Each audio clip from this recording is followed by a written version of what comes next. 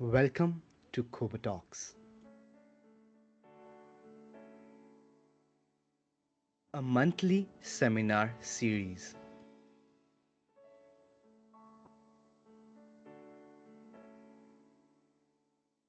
Second Wednesday every month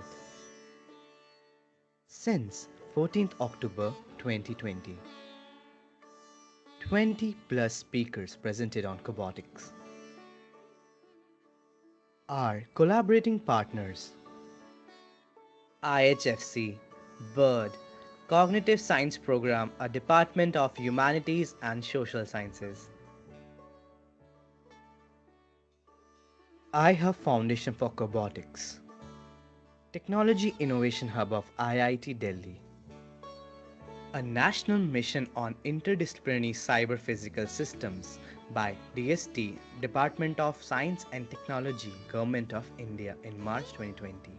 A Section 8 company, I Have Foundation for Robotics IHFC, was incorporated on June 13, 2020. About IHFC. Advances in sensing, computation, and autonomy are enabling robots and autonomous systems to enter real-world domains such as manufacturing, defense, medical, agriculture, etc., where machines must work alongside and interact with humans. We are entering an era of manned and unmanned teaming where humans and robotic systems must work together towards common goals. The four verticals of IHFC: medical, agriculture, industry, and defense. Our goals: human robot collaboration for enhancing human capability and reducing risk and improving productivity. Our objectives: research on novel technology areas of robotics and automation science, development of products for benefit of society, inculcation of startups, and promoting entrepreneurship in India. Our CQ: concept, collaborate, commercialize. From research to product. The grand projects of IHFC: medical simulator, human robot interaction control, rehabilitation robotics, drone applications, healthcare robotics, human robot interaction intelligence, intelligent sensing and secure communication, and Industry 4.0. Bird, a center of excellence at IIT Delhi. About Bird: biologically inspired robots and drones. The Center of Excellence on Bird, biologically inspired robots and drones at IIT Delhi is an evolution from its humble research activities, which began a few decades ago by its faculty drawn from the Department of Mechanical, Electrical, and Computer Science Engineering. Bird has 10 plus projects, industrial and academic, 27 plus members including faculty, students and technical staff across various departments of IIT Delhi, 150 plus publication in international and national conference and journals, 9 years of experience. Cognitive Science Program, a Department of Humanities and Social Sciences at IIT Delhi. Cognitive Science Group at IIT Delhi is to create a knowledge pool that can address relevant problems under the ambit of human cognition both for India and the world at large. It helps students acquire a strong background in theoretical frameworks and empirical approaches of one or more areas of cognitive science.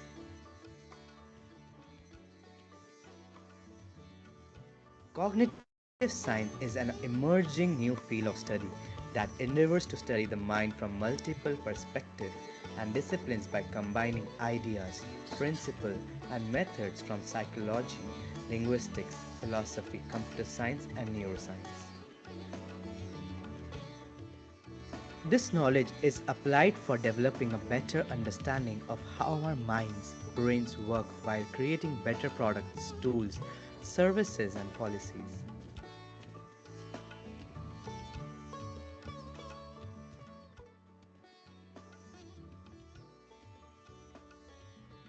Cobotalks, leading the way in the human robot collaboration space.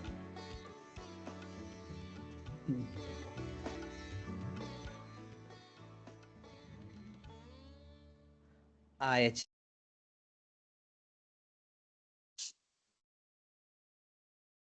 Ashish, the other video, please.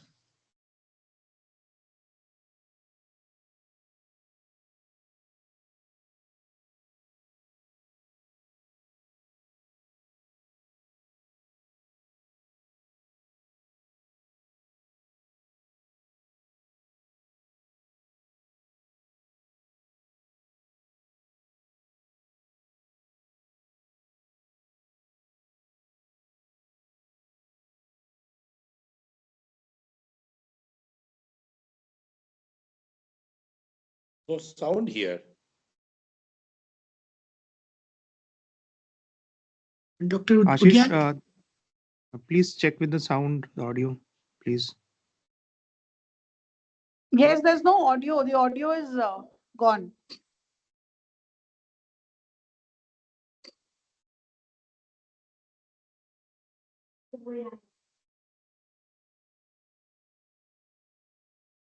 Robotics. The second is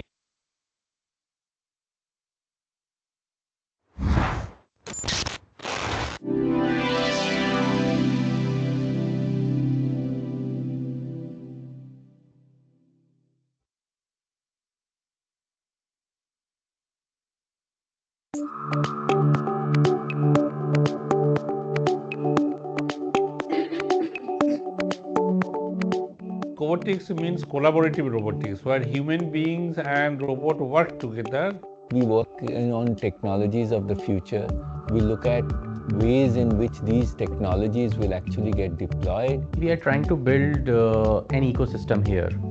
When we talk about ecosystem, it starts from the kind of research capabilities that we are able to build. How is that we are able to instill the sense of commercialization in all those activities? When we talk about research, it's not only papers or publications. So we have chosen four major thrust areas, you may call it. One is called the medical robotics. The second is the defense robotics. Third is the agriculture robotics.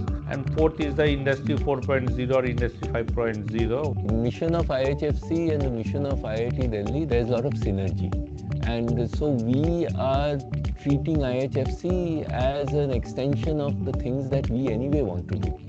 The first goal of success would be creating an impact in society through some value add in terms of technologies and ideas. I would definitely want IHFC to make an impact, an impact wherein we see indigenous products being developed, wherein we see our ecosystem coming together to see that we as an entity, we as a country, we as an ecosystem are able to build products on our own. So we should have export-oriented products being developed with whatever research capabilities we have, and that is what we want to do as a part of IHFC.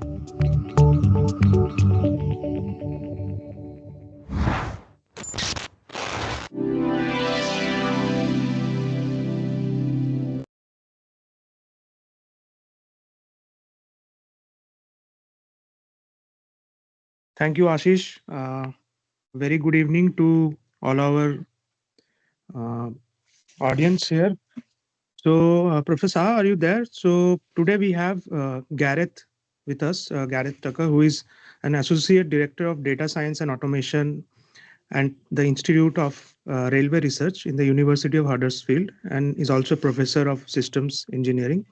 So, Gareth has over 20 years of experience in rail, having previously worked in London Underground Interfleet Technology, Network Rail, and RSSB.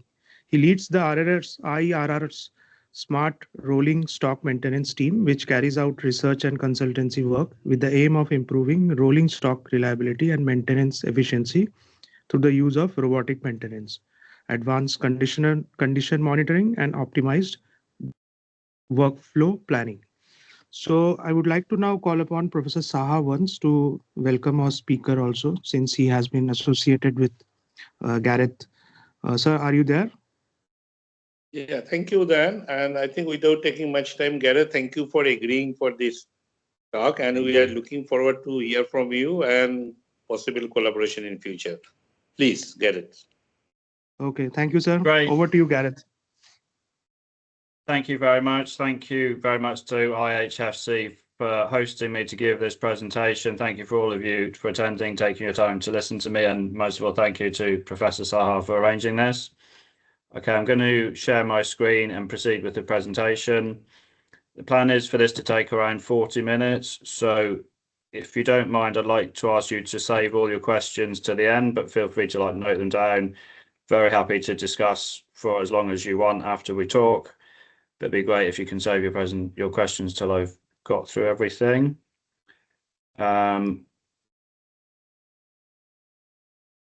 Sorry.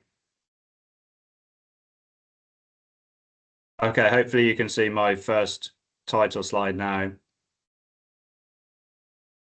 Yeah, you can see it. Right.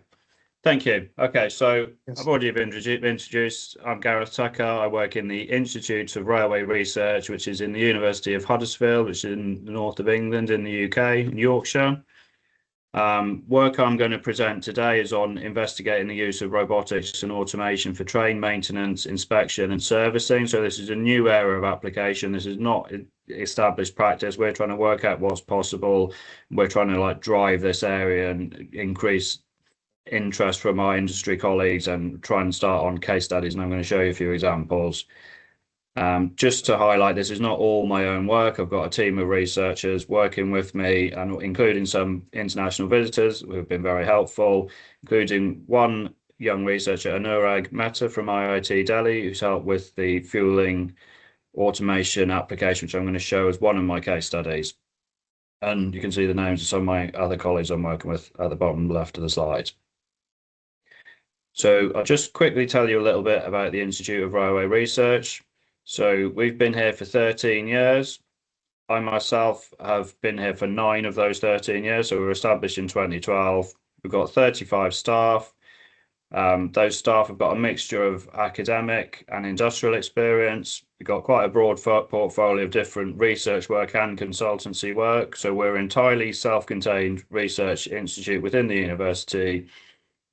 We have to fund ourselves. We don't do teaching. Those 35 people are full-time research and enterprise staff. We work across quite a broad range of areas. You can see in the blobs in the top left of the slide. So vehicle track dynamics was the core area of IRR when it was established 2012, and then we've started to grow and broaden out with the newest area of work we're doing is what I call smart maintenance. And that's what I'm leading, which includes the use of robotics for train maintenance, but also advanced condition monitoring and asset management tools, and also maintenance planning optimization. We've got some good labs here, all in a fairly small space, but we got some really unique test rigs. One is our full-scale roller rig, which we called Harold. One is our train motion simulator. Then we also have pantograph dynamic interaction rig and the smart maintenance robotics automation lab, and that's the bit I'm talking about today. So if anyone's interested in those other 3 labs I've mentioned, feel free to get in touch and I can tell you more about them on another time. So the benefits of robotics, I'm talking specifically in my application of train maintenance, train inspection and train servicing. So we know in other industries, robotics are widely used and they've shown benefits in productivity, for example, accuracy and repeatability of work, which could be transferred to maintenance tasks. We can use robotics to take our workforce away from dangerous or repetitive tasks. This has already been done in other industries, including nuclear, for example. we could work quicker. So our trains could be in our train maintenance depots for a shorter amount of time, and be spending more of their time out on the network, carrying passengers of freight and creating that revenue. Also, if we have the trains in the depots for a short amount of time, we might need a smaller train depot. A lot of train depots tend to be in busy cities where land is expensive because they're the terminal stations. And if we can minimize the use of that land by using the efficiency of the space better, we can perhaps make the whole operation of the railways that little bit cheaper. In future, we might be able to sort of work towards a fully autonomous train maintenance facility where we're taking in remote condition monitoring tools, automated diagnosis, and then automatically sending work generation orders to our robotic team. So what I want to do in future is make trains cheaper to run and more reliable. And the robotics is a tool to achieve that. It's not in an end of itself. So we've done an initial review of the possible applications of robotics or automation in the train maintenance, service and inspection kind of area. And we've grouped them into 5 key areas, which are shown in bold. Cleaning. So we already have automated train side cleaning, but maybe we can use robotics to do some bespoke cleaning of particular difficult components or internals of trains or fronts of trains or underframes. Inspection. Again, line side automated inspection systems are becoming quite widespread now, but if we have something on a robot, we can pick up multiple different sensors. We can move those sensors around different parts of the train, and we can get into hard to reach areas that line side systems couldn't see. Servicing, by which I mean fueling, adding traction sand, emptying the toilet tanks. I'm going to show an example on that later on. Or also replacing parts or adjusting the alignment of certain components. I'll also show an example of this. Something else we might do is introduce more robotics and automation into overhaul facilities. So this is where components or subsystems are taken off a train, are sent to another factory or facility for refurbishment. There is already some existing applications of robotics in train manufacturing, but what I'm talking about is train maintenance. So when we're looking at this particular application of robotics, there's various challenges that we need to address, and obviously that's why we as a university would like to do the research to try and address these. So as we know, robots are already used in manufacturing, and in a manufacturing environment, it's probably going to be a high volume application where we've got multiple robots doing very specific tasks, and we're on a production line. Everything's brand new, everything is exactly the same place, every component is in the exact same condition, and that can be managed. Now, when we drive a train into a train maintenance facility, which might be a maintenance depot or a sidings or a fuel point, the train can't stop at precisely the same place every time. It might stop with a tolerance of even half a meter. So any robotic system needs to be able to adjust to that. All the train is going to come in, it's going to be dirty. Every component is going to be worn. It's not going to be in its as new state. It's going to be a slightly different shape, especially wheels, for example. Things are going to be damaged, things are going to be missing. So our robotic systems need to be able to accommodate all these different in-service conditions. Current trains haven't been designed with robotic maintenance in mind, so we might have to modify the design of the trains, or we might have to put a lot of work into designing our robot system to work with the existing setup, and I'll show you some good examples of that in a minute. I think probably because of the volume of work, we're going to want, if we've got robot arms doing a lot of the work, we're going to want them to do multiple different tasks, not just one specific task like they might be doing in a maintenance facility. We might have multiple different train types that we need to work with. We might want multiple robot arms interacting together, or maybe we've got some mobile robots, some fixed arms on fixed locations or on fixed tracks, and we want them all to work together. We've got our people in the system, and we need to all interact to do the tasks. We might need waterproof robots if we're doing things outside. All of these things are surmountable, but we need to do a program of research to address these technical challenges.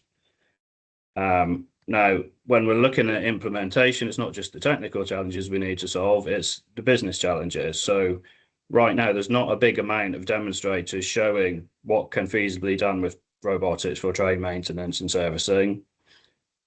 There's also not a big business case, pre-prepared business case assessments being done, which makes it difficult for train companies to make a big upfront investment in a big robotic system. Some of these things are a bit UK specific, but it'd be interesting to see how this transfers internationally. At the moment, a lot of train operators have fixed term contracts, so it might be a 5-year contract, or if they're lucky, a 10-year contract. And if they're going to make a big upfront investment, they would want to get their return on investment within the contract period. I don't think there's much drive leadership in this area, really trying to put robotics into train maintenance, and obviously that's part of what we're trying to contribute to in the Institute of Railway Research. And it can be difficult to implement big changes in working practices in the rail industry in the UK. Interested to hear about international experience again. So there are some little applications of robotics already in the rail industry. We're not starting from zero. And here's a few examples, and there are more. One of which is Hong Kong MTR cleaning robot. It's not that different to automated vacuum cleaner you might have inside a house, which is more robust industrial version. Looking at the top right, this is a wheel set overhaul factory, and they've got an automated system for moving wheel sets around the factory. So that's a piece of automation rather than a robotic system. The bottom is an example of an underframe inspection robot in China, CRRC.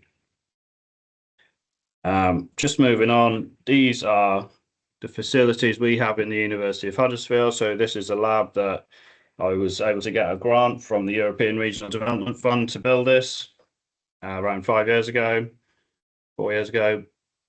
In our labs, we've got 2 big industrial robots, and these are together in a robotic test cell. They move up and down on rails either side of a pit. So this represents a short section of a real train maintenance depot. Hopefully in future, we'll be able to make a bigger version of this. And you can see just at the bottom, we've also got a little collaborative robot, and that moves up and down on a track in what would be representing underneath the train. So there's a train bogie in there at the moment. I could also put half of a whole train carriage in there. Bottom left is showing underneath version with the collaborative robot on its track. The collaborative robots we also use in a range of different layouts, so we can use them together on just a little test bench, or we can put them on our own unique frame to do whatever particular task we're trying to investigate. Another interesting facility is that picture second from the right at the top, which is our tool changer. So our industrial robots, they can change the end effector automatically to pick up different tools to do whatever task we're trying to do, and I'll show an example of that later. So the sorts of things we have on there are different types of grip and also a torque wrench or nut runner. Another thing we use a lot is simulation. So that top right is the simulation package we use. That's called Octopus. It's an off-the-shelf simulator tool, and in that there's libraries for a whole range, massive range of all different industrial and collaborative robots. We have then a measured version of our test cell in there. We can write programs in Octopus and import them back into the test cell, but we can also simulate a load of different arrangements. So the concept with the industrial robots on the tracks, the idea is that that's extensible. Move on, sorry. And that might be in a real train depot, we'd have much longer tracks, and the robots would then be able to move up and down the side of the trains, working on underframe components, things on the side, and even reach up on the roof of the train. One thing we're working on as part of this is computer vision. So this is just an example of a lightweight computer vision algorithm where we're doing component identification using a mobile phone camera. And this will be integrated later on into the robots when we're doing our control systems or identifying where things are to work on alignment. Another thing we're looking at, part of the facility, is integrating augmented reality headsets with our robots. Here's an example with a collaborative robot I'm going to show. And the idea is in future, this might be developed in a way of trained maintenance operators interacting with big robotic systems, maybe multiple arms to control them to do different tasks and have some feedback between the human operators and the robots. This is just a simple system. We've got a 1/3 scale version of a wheel. We 3D printed this in plastic and also a brake disc. So we're removing the brake disc. So the operator with the headset has picked a bolt to undo. This is my colleague, Dr. Lauda, that's doing this. So identify the next bolt to undo, and then the robot's going to respond and undo. It's going to tighten the bolt in that application. So this is just an initial setup of what's possible with the idea. This is going to develop into a bigger work stream around human robot interface for train maintenance or train overhaul. Just going to do one more tightening. So that just gives you a lot of flavour of the sorts of things we're looking into. But the main section of the presentation now is what I'm going to tell you about are these 3 specific case studies. So we're looking at different areas. One of them is testing of pantographs. So pantograph is the system which collects current from the overhead line to power electric trains. Brake pad changing, and also fueling and servicing. So I'm going to jump in and tell you about these 3 case studies, which forms the main section of my presentation. So for the pantograph testing, we're using a universal robot UR10 collaborative robot. This is a lab setup where we've got a real example pantograph and we're trying to replicate different defects. We use the robot to test it and identify defects.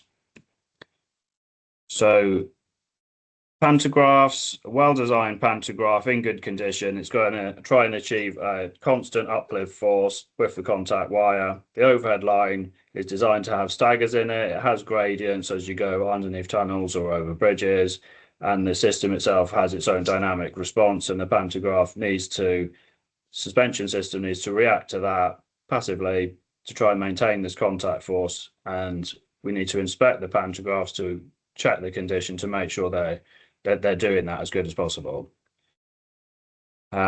If there are problems with pantographs, they can cause big problems. In the worst case, it can cause a dewirement, so the pantograph can pull down the overhead line, and that causes a lot of delay. Pantographs have, on very, very rare occasions, broken off the top of a train, and in a very, very rare occasion can actually smash into the train windows, and that's happened in one time in the last 10 years in the UK. This can cause a lot of delays if pantographs happen. So these are low probability events, but high risk if they do occur. So that's why we want to do testing of pantographs.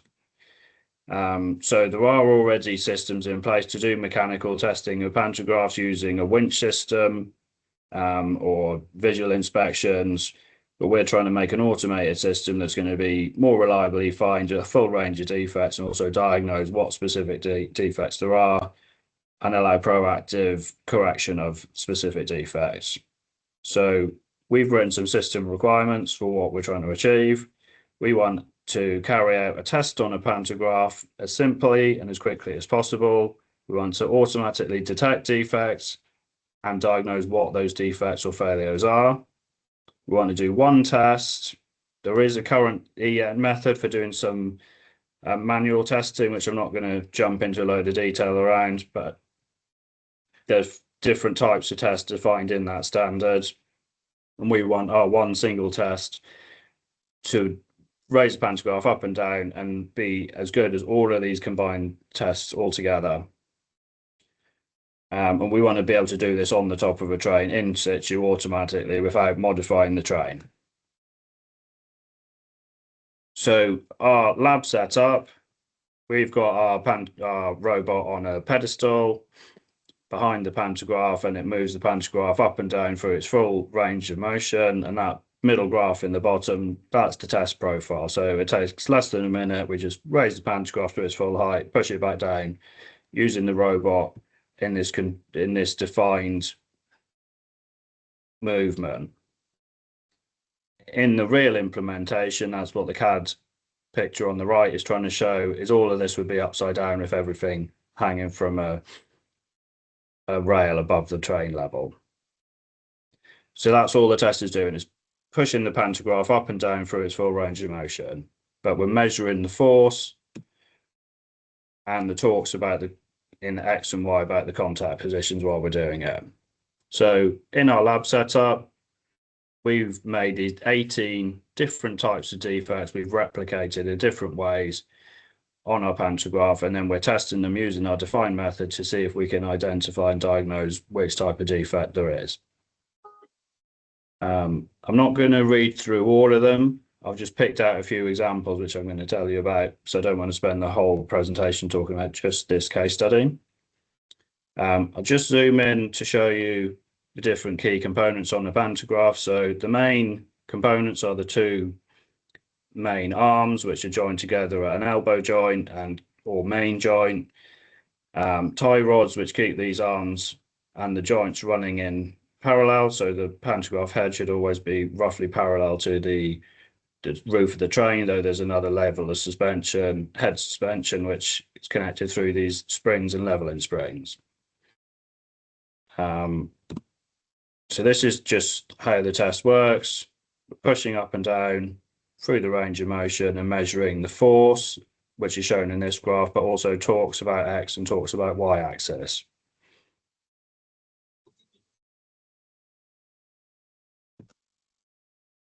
So this little diagram in the left is showing what I'm talking about, the force in Z, force, talk about X direction, talk about Y direction. So when we're processing the results, these graphs, the blue line shows the force, so left-hand graph is force in Z. The blue line is as the pantograph is raising, with on the x-axis force, on the y-axis that displacement going from closed to fully open. The orange line is when we're pushing down, there's a slightly higher force to move the pantograph down. Then these are the talks about X and Y. So to process the results, rather than using every single data point on here, we work out these particular parameters that we've defined: average contact force rising, average contact force falling, and the gradients. And the same with these two talks. And we're trying to use these parameters to do our defect detection. So I'll just show you a few examples. I've just picked out these 6 examples of particular defects rather than going through them all. We're about to publish a paper on this where the full results are shared, which I can tell you about later. So without jumping into a massive amount of detail, here on these graphs, the grey line in FZ, talk about X, talks about Y. The grey line is the default good condition. And when we have a defective damper, damper 1 is the one on the bottom, damper 2 is the elbow joint damper. You can see that these characteristics, these hysteresis loops we call them, are different to the grey line. And also in the torques, especially when we have a head defect, you can see there's difference in the orange and blue lines, which are different types of spring defects relative to the grey line. So we can use these differences. Every particular defect has got a characteristic shape of difference in FZ, TX, or TY, and we can use them to diagnose each of the failure modes. So when I convert these graphs just to my simple parameters,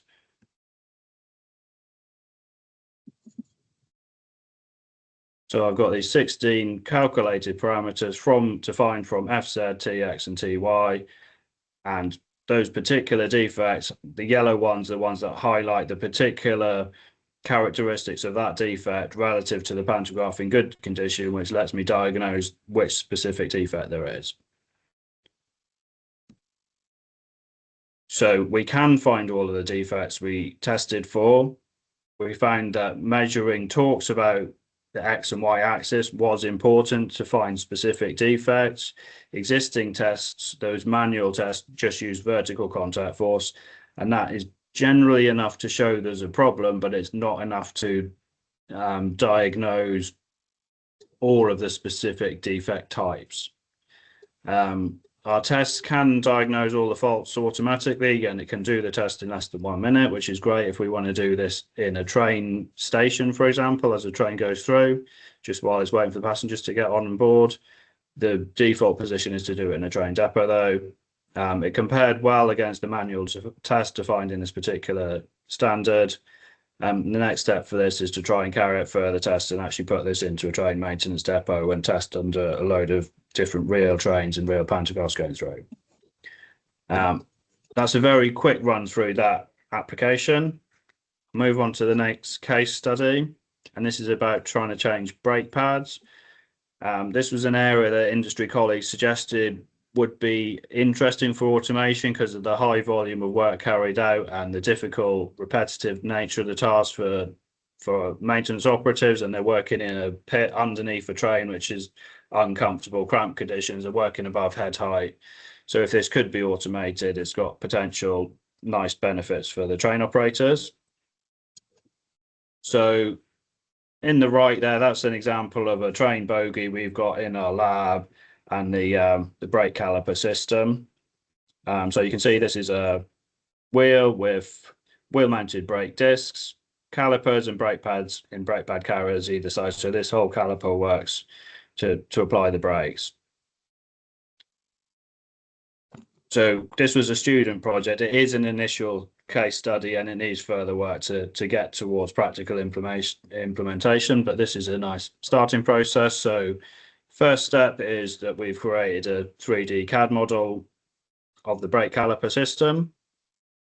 One of the first things we identified was that a lot of this is connected together with rods and split pins hammered in roll split pins, which would be very difficult for a robot to remove. So the first thing was we took those rolled hammered split pins into this easy to remove split pin. Another change is the heads of all these main bars. We've added little tabs on them, which does two things. One gives a handle for the robot to grip on when it's taking them apart, and two, interacts with a little notch on different components to keep them always aligned in the direction we want them to be.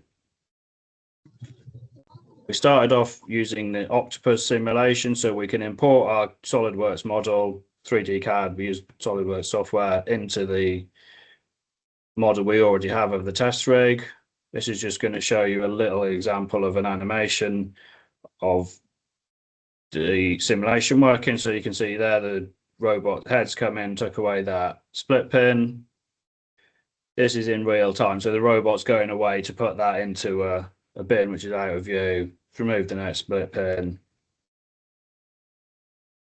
So this robot simulation tool is a really nice way of working out the different robot paths, seeing what's possible, doing our design modifications in the 3D CAD to the component we're working on and seeing how that interacts with the robot. And that's just a simulation showing a few steps removing all these different split pins. I'm going to move on to some videos of the test system working. So in the lab, first thing we did is we 3D printed all the components we were going to work with. That allowed us to do these small modifications we wanted to do to make it robot friendly, but it also meant we're moving around a very lightweight plastic components that if we drop them, we're not going to cause any damage, and we're not also not causing any safety risks if people get hit by them, because with the collaborative robots, we can be in the environment while the collaborative robots run in.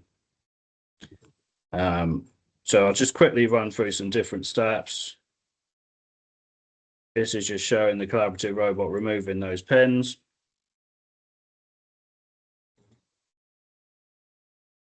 This is the next pin. So it's showing what the simulation was just doing. There's another split pin on that little rod at the top, which connects that lever arm on the caliper into the main bogie frame.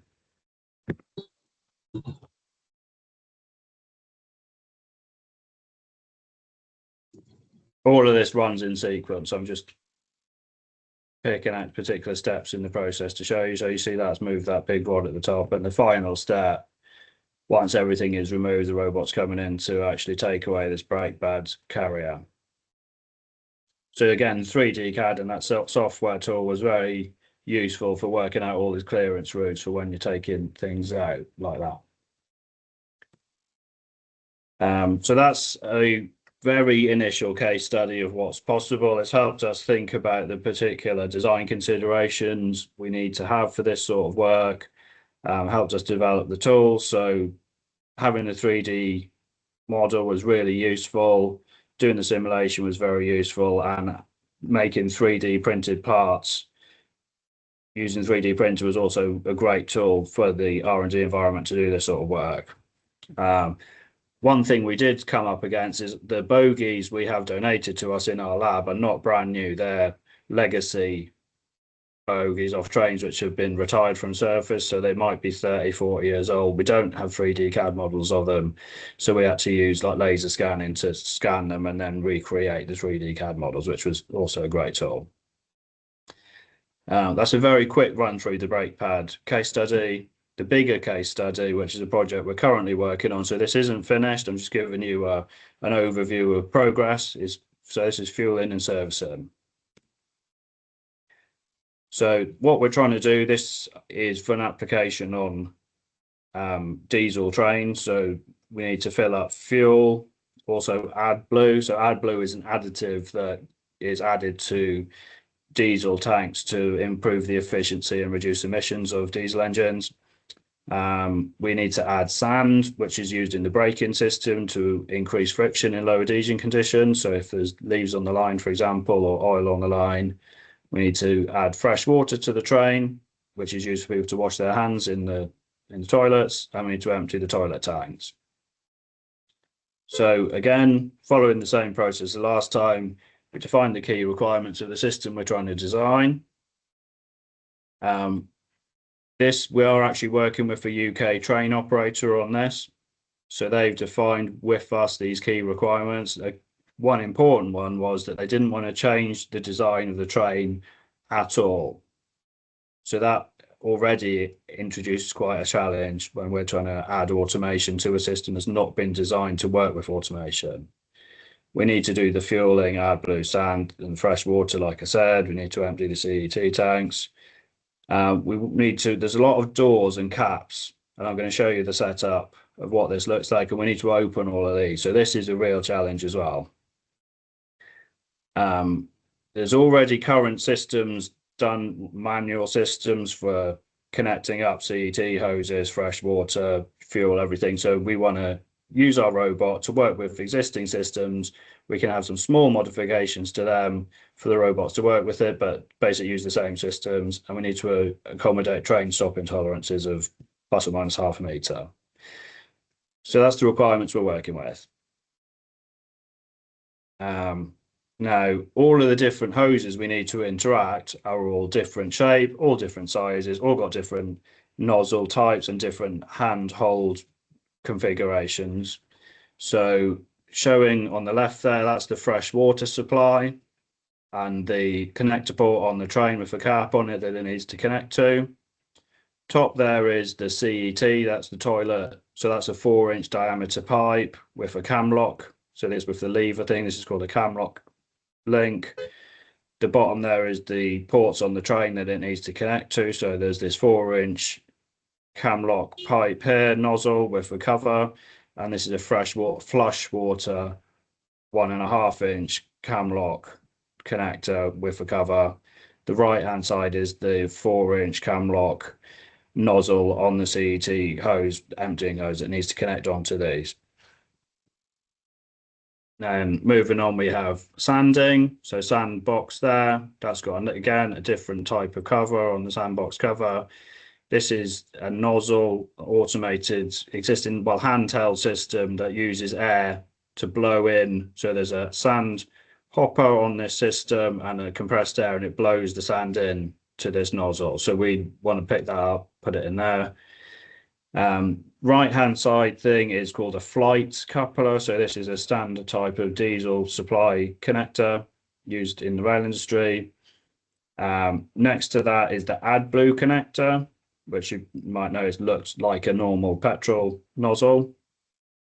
So all of these things we're trying to interact with, every single one of them is different and got its own different way of linking onto the train side port, and it's different shape, different size, and we need a robot system that can work with all of these different things. So this is an idea of the overall concept. So we'll have our robot on a rail, bits of the middle, our lab setup, a longer rail. We've got these existing line side systems, which are either connecting, pumping things into the train or pumping things out of the train.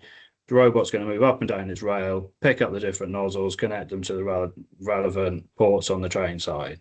But before it can do that, it's got to open all relevant doors and caps. So we're starting off with a lab-based trial of this, and this is our lab-based setup. So all of these different things in here are the real train side connector ports, but in a realistic housing compared to the train, but they're all just clumped close together because it makes it easy to fit in the lab. So in the big picture on the left, you can see the fuel and AdBlue connections. In the middle is the sander connection, and over on the right is fresh water and CET flush.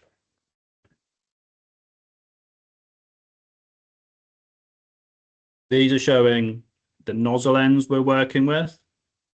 So on the left there, you've got the fuel diesel flight coupler, AdBlue coupler. In the middle is the sander nozzle. We manufacture them, again, using our 3D printer, which is great for doing this sort of prototyping.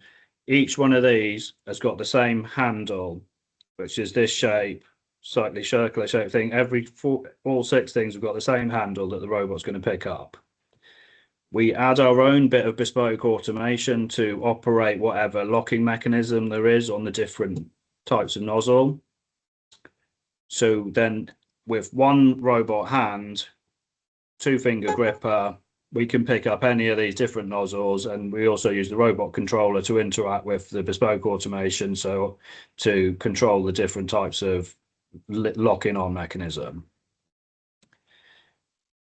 One thing we spent a surprisingly lot of time was designing our gripper finger. So our 2-finger gripper we use on our main robot lab, we can make bespoke fingers to work with it, and that's what we've done. The left is a CAD model and the right is a 3D printed version. We've been through many design iterations of this. Now this is fixed to pick up those 4-inch, 100mm caps on the CET cap that it needs to take off. Also works to pick up those standard handles on those 6 different nozzles. The little hook is used for opening some cam lock links. The next level back picks up a smaller caps, which is on the CET flush. So there's a lot of design work gone into these 2-finger grippers, which I'm not going to dwell on too much, but I'm sure you can imagine. Again, we start off using our process using the SolidWorks model of our lab setup and the Octopus simulation. So that's just showing opening the doors, simulation to open up the fuel cap. So in the robot wrist, it can turn for 2 full turn, 720 degrees, which we initially used as a concept for opening the flight coupler, but I'm going to show you an example of actually the final solution in the lab videos, and you can see the caps getting put back on now. So then this is really allowed us to do a lot of the concept work of how we were going to interact with the different cap ends, pick up the different tools, do the design of all these different handles and everything, and then move on to before we moved on to the lab phase. These are just some details of the SolidWorks designs of those 2 handles and bespoke automation things for both the AdBlue and the flight coupler for the diesel. So the AdBlue nozzle is operated Again, we're using the mechanical nozzle, but we're using a linear actuator to operate the existing mechanical trigger. With the flight fuel coupler, that has to spin on 2 full turns to engage with the nozzle on the flight port on the train, and we use our own little motor to turn that in, and this fits over the existing handle, so we can take the handle off. You've got your normal like manual handle that can still be used, or we put our system over the top of it and it'll interact with the normal mechanical system. So we're not modifying the actual nozzles themselves, we're adding our own little bit of bespoke design handle and automation to operate them. Our end solution for opening both the fuel cap and the diesel cap, which need the AdBlue cap, which need to be rotated, is we made our own little spindle. So you might remember earlier at the start, I showed that example with our tool changer, with our nut runner or torque wrench on this rack. We ended up using our own bespoke spindle and different kind of almost like little sockets that we attach to them. So that spindle to either interact with the right one there is the diesel cap, the left one there's the AdBlue cap. I'll show you them working in a video in a minute. So I'm not showing you the whole process because it takes about 10 minutes and it's going to use up too much of the presentation, but I'm going to pick out some specific parts of it. So this is the robot opening the doors. So these are the exact same design as the train doors, which house the fresh water in this case. So we turn these 2 quarter turn locks. Hang on, it's frozen. Yeah, turn the 2 quarter turn locks, and then you can see there's another little latch on the side, which we then use the robot to go in and just hook that latch out and then try and guide the door down in a controlled manner. So in there is the CET nozzle and the CET flush water. This is opening the cap that contains the fuel and AdBlue housing. So again, same 2 quarter turn square key locks. This one doesn't have that secondary retention thing, little link on the side, so we just have to open those 2 locks and then guide the flap down.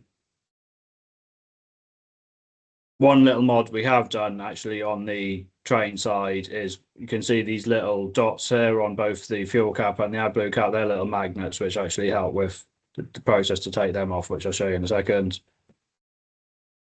This is the sand connector port. Again, it's the same, another quarter turn little door, and then it just kind of hooks that out to open that up. So this is all happening before we can go and connect all the different hoses.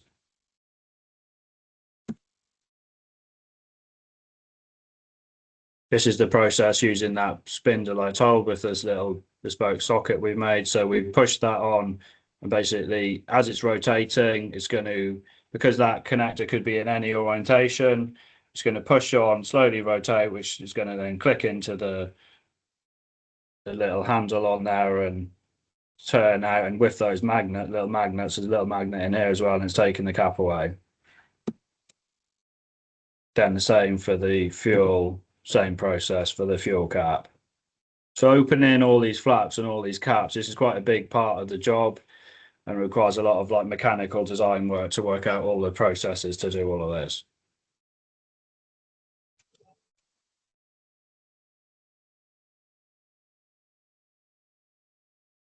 This is just showing that actuator working for the AdBlue nozzle. This is how we interact with the sander. So that just needs a half turn to operate a flap on the sander nozzle, which allows the sand to go in the port.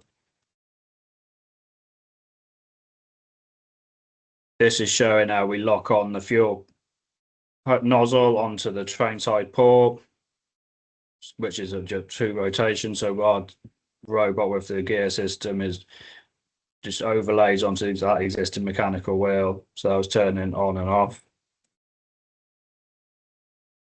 This is how the freshwater connection works. So it's just a quarter turn.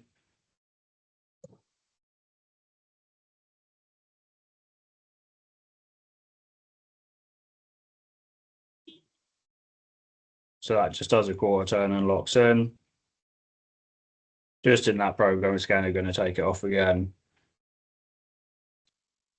And then this is just going to show some examples of actually picking things up. So this is going in now to pick up the sander nozzle off the rack. So got our standard 2-finger gripper that's doing everything, picks it up. All the doors are already open. That's connected in to the sandbox nozzle. It's just briefly doing, obviously in practice it would be there for a few minutes while the sand went in. Puts that down back in its rack. And it's going to pick up the fuel nozzle. So you see again, this, you can see how those handles are coming into play. The 2-finger gripper is a pneumatic actuator, so it has a very small range of motion. So it can only actually open and close by 10 mil, which is why it's important for us to have the same handle on everything that's interacting with the same spacing. So that's just showing the nozzle turning in and locking on. It's just going to stay there momentarily. Again, this would be there for some minutes as everything was pumping in reality. Put it back in the rack.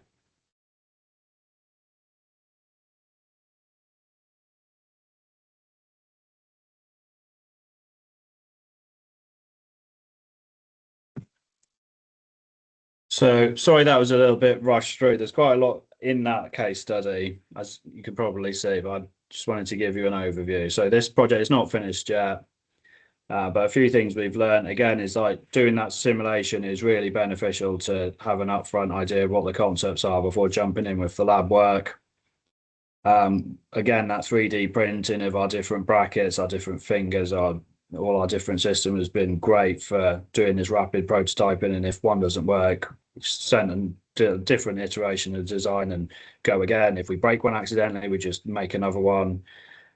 One thing we have learned is trains are not designed for robotic fueling and servicing. So opening up all those doors, all those caps like that mechanically is a real pain to do.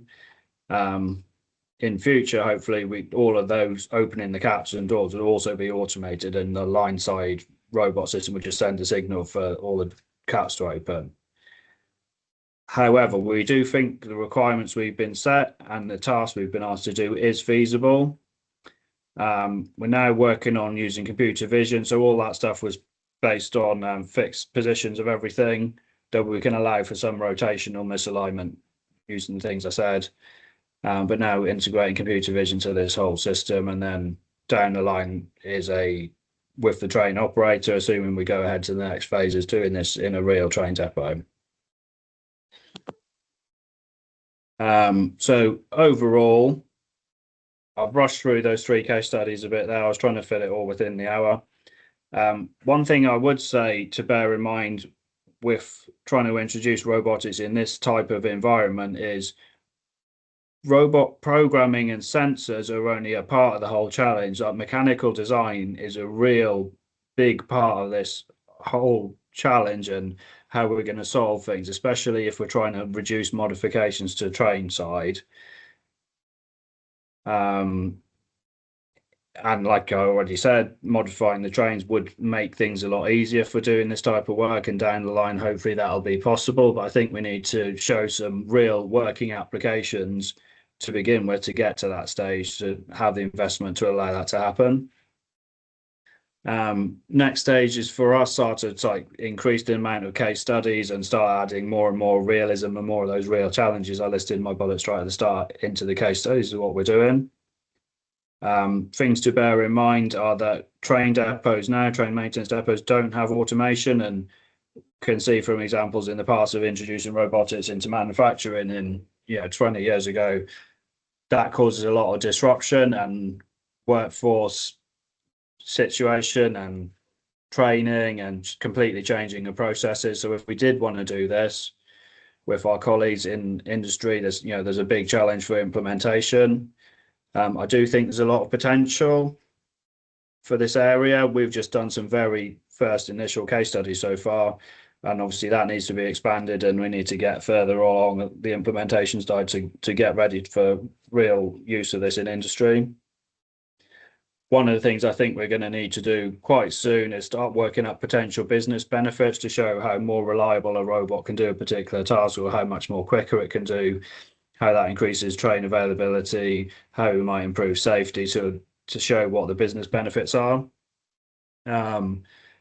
We also need to start thinking about how safe integration and robot machine interface. So if we're using industrial robots, there's some isolation of the robot's working area, or if we're using collaborative robots, we need to think about how we're sending controls between operators that are working in the area and those collaborative robots. And a lot to do around safety, but I do think there's a lot of potential there. Which brings me to the end of my slides. Very happy to take questions. I don't know how much more time we have. That looks We great. have time. Yeah, we have Yeah. time. So I think Please go ahead. Yeah. well, then we can allow a couple of questions, but I think people need to raise their arm, raise the hand. Yes. Please raise your hand. And when you're asked to speak by your name, though you can ask your question. So kindly raise your hand, please, for any questions. I see a lot of colleagues of mine here who are working on railway dynamics. So Arpit, yeah, please go ahead. Hi, Arpit. Good evening, sir. Yeah, can you be a bit louder? Good evening, sir. Yeah. Please go ahead. Hi. Sir, I'm a student in class 11th.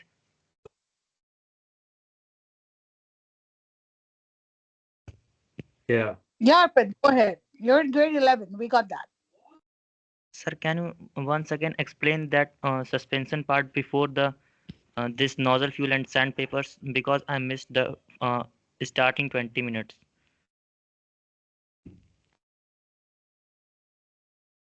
Can you repeat the question, sorry? Arpit, if possible, please put on your video so that, it becomes. Are you there? Yes, sir. Yeah, good. Yes, Arpit. Can you Yes. repeat your question a little slowly for Gareth to understand and answer you? Okay, ma'am. Just Sir- repeat the question. Sir, can you repeat the starting 20 minutes for once, because I missed it. I think what he means is that whether the initial 20 minutes that you did of your presentation, you can summarize, but that's going to be a tough one, I'm sure. I will I think do that's something very, very quick. I can't summarize the whole 20 minutes, but the main thing was just showing you here that these are the areas we want to try and introduce robotics and automation to for train maintenance, cleaning, inspection, servicing, replacing parts. We have some challenges in order to do that. We have some benefits we hope to achieve, shown on this slide. And I can share these slides with you. And I showed these 3 particular case studies. I will share the Gareth, PDF maybe of you the can slides give with your everyone. email ID. Sorry, Gareth. Yeah. Maybe you can share your email ID at the end, and maybe they can write into you, and you could share the presentation with them. So I think that will help the students a lot with their queries. You can give us your email ID. Yeah. I'll put it straight in the chat now, so anyone can email me.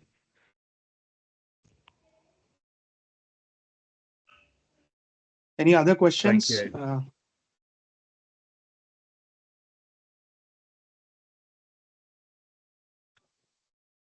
Is there any other query? Sir has already put up his email ID on the chat. So for any detailed questions, you can ask him and mail him directly, and he will answer your queries. Okay. Meanwhile, Anybody else? people might be framing their questions. We can go ahead with the Pradeep Gorai felicitation has part. a question. Pradeep Gorai has raised his hand for a question. Pradeep, Hi, go ahead. Pradeep. Good evening, sir. Myself, Pradeep. So my question is that you have shown a simulation picture.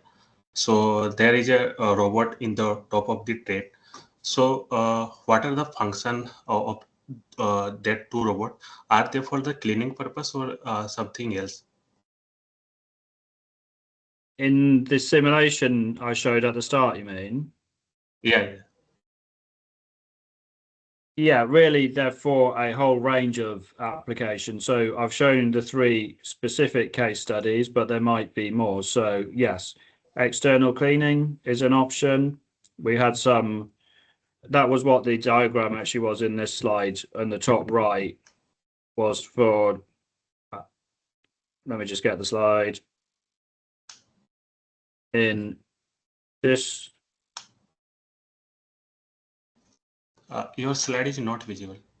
yeah, I'm just getting there. So that one in the top right, that's for front end. Can you see the top right? That's front end train cleaning. So we have these washers on rotating arms, and we move the robot arm around to do front end cleaning. But then any other examples are, yes, changing parts, the fueling and servicing I showed, the pantograph testing, for example, in putting cameras, ultrasonic inspection. So all of this is an area to be developed. But just having the robot arms there that can reach everything is step 1. Okay. So is it installed in anywhere or it in ongoing research? Yeah, so this is ongoing research. So we're developing our concepts, we're seeing what's possible and trying to do a range of different case studies. So including the 3 I said, and carrying on with more. We're not ready for implementation. The fueling and servicing is the closest to implementation with the train operator we have as a partner. Okay, thanks. Thank you for your interest. Okay, great. Thank you. For the presentation is going to be accessible through us at IHFC. So if anybody wishes to understand anything more about this presentation, the recording as well as the presentation, we will have the permission taken from Gareth sir, and we will share it as per requirement only. So you have to write into us at IHFC, and we will be sharing the necessary details to you and with you. If there's any other questions, I think Professor Saha has a question. He's raised his hand. Yeah. Thank you. Thanks, Gareth. It was really wonderful presentations and very, very complex applications. Right? Now, I have 2 questions. One is technical, one is non-technical. Let's start with the technical one. Yeah. So first, you did all the simulations, and then, of course, the real applications. Right? How easy or difficult it was to take the simulation results and directly go to application? I mean, what was the transitions appeared like? Yeah, that's a very good question. It's a very useful tool to develop ideas. So there's multiple reasons for doing the simulation. One of them is, just developing ideas, developing process. The second one is that we can then export the program, all the robot programs, into the test cell and directly run them. And now the test cell, the robots themselves, the physical space is calibrated fully against the simulation. However, the test components and the position of them inside the test cell is not calibrated, and they might move around as well. So even one thing I didn't highlight much, let me just quickly show you the example with the fueling one. I'll just get to that slide. So because we want to allow for that movement of the train relative to the line side, can you see here, like this whole rig is on these tiny little wheels on the rail, so it can move along the rail, which we want to be able to do when testing the vision system. but we're not at that stage. We're not doing vision system yet. So this whole thing is a bit flexible. The location of this whole rig is a little bit flexible. The rig itself is a little bit flexible, as are all the things we're picking up. And that flexibility is not in the simulation. So when you directly import a program, this rig within the test cell, the precise location and the exact location to tenths of the millimeter is important for the robot program to work until we add in some vision and some extra sensors is quite challenging. So the simulation is great, but it's like any simulation. It's an approximation of reality. It's not reality. And you need to modify the set. So we learn more things. And that's another reason why the 3D printed fingers and components are really useful, because if you find a mistake and you break a 3D printed small component, no problem. If you find a mistake by a solid interaction of your robot arm with a big solid piece of steel, then that's not good. Yeah, thanks. And the non-technical question is, it has been funded by the government body, or it's a private body? Well, that's a real big challenge at the moment. So the whole lab, and all the equipment in that lab, the main basic setup is funded by a government body, but that's finished. Then on a case-by-case basis, we need individual funding for each of those case studies. So the fueling and servicing, that's funded by a train operating company. But without going into a lot of detail, in UK at the moment, the train operating companies are indirectly owned by the government as well, but it's from their budget. Okay, thank you. Thank you very much. Okay, thank you for your interest. Okay, thank you. Gareth, I have one question. It's completely a non-technical question. I want to ask, all these need gaps that you've identified in your area of project, are they inside out approach or outside in? I mean, do you think that this could be a need gap and then you go out and present it to the government or whatever, the industry, or does industry and the government approach you and then you develop on this, and how much timeline does it take to normally do that? Good question. It's a bit of a blended approach, to be honest. So one good thing we have in the Institute of Railway Research is we have quite good connection. There's a lot of industry committees which are facilitated by RSSB, Rail Safety and Standards Board, which I also used to work at before coming in here, but that was 9 years ago. So we have a lot of our senior colleagues from the Institute of Railway Research on these industry bodies. So we're always talking to our colleagues about what are their challenges, what they want to achieve, in a whole range of areas, not just in robotics or train maintenance. So we kind of collect ideas on an informal basis through that approach, and then internally we can discuss those ideas that we hear, over long periods of time to develop our own thoughts. Now, we also, as part of the project to establish this lab I'm talking about, we sent a questionnaire to around 100 industry colleagues to ask for their priorities. Yes. So it's a real blend of, we want industry ideas. Ideally, we want outside in. We want their challenges and we want to work out how to address them rather than defining the challenging for ourselves. But it's like that interaction, that way of collecting that information is, it's not easy because there's not one central place to do it. So we interact as broadly as we can through a range of different ways to try and collect that information. Okay. We can then use that to write proposals back to a particular industry body or a government research grant or some university facilitated research grant or that sort of thing. Okay, wonderful. Thank you so much. Thank you for that. Are there more questions anybody would like to ask? Actually, we are running out of time, so I would appreciate if all of you could reserve your questions and maybe ask Gareth on the email that he shared with you.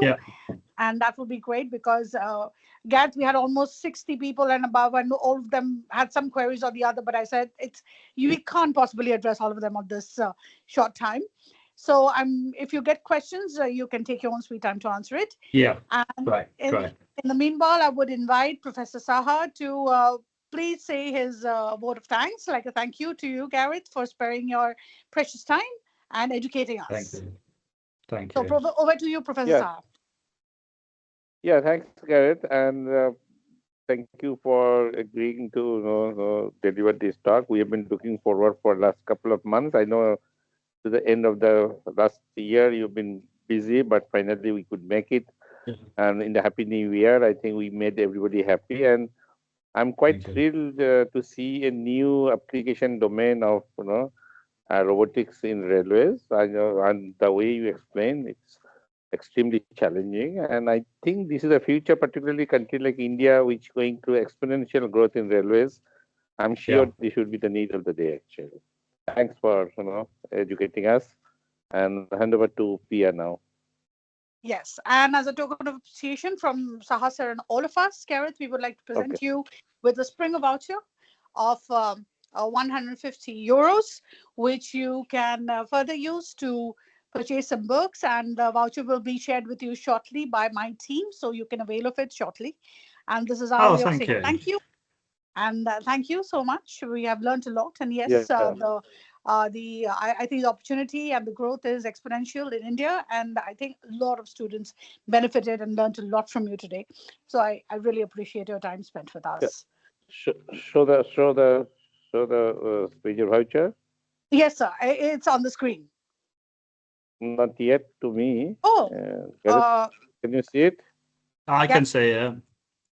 Okay, so maybe issue with me. Anyway, so thanks to Springer to sponsor this voucher for our speakers. So please enjoy buying the useful books for you, and thank you again, and all the best. Thank you very much, and thank you everyone for listening. Yeah, I really hope we can do some collaboration. I think this is a very new, interesting area, and in a place where railways are growing, it's maybe a good opportunity to introduce these things, whereas in the UK, it's harder to retrofit this type of solution. Yes. Correct. Yeah. Okay, so thank you again. Thank you to everyone who's joined in today. A very happy New Year to all of you. Thank you for joining this New Year session, which has been most educative and informative. And thank you, Gareth. And I wish you a very, very happy New Year ahead of you as well. And look forward to teaming up with you in the future. Great. Thank you, everyone. Happy New Year. Thank you. All right. Thank you. Happy New Year. Bye-bye. Thank you. Thanks. Bye. Bye-bye.